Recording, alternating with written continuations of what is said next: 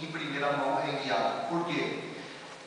Se a escola é do Estado, né, vai sobrar para a prefeitura, né? Quer dizer, a prefeitura teria que ter uma guarda municipal para cuidar dos nossos alunos sair da escola.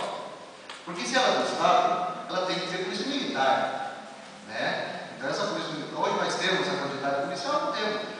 Como o Pedro Zeca falou, a gente tem que montar uma série, porque já se tentou fazer aqui, não convidar as pessoas que precisam de 400 membros, que seria o Conselho da Segurança, para discutir os problemas do município, de ter um delegado fixo, de aumentar o efetivo, de um monte de coisa para discutir. Não foi avisado as pessoas que apareceram 50 pessoas, isso não se forma um conselho.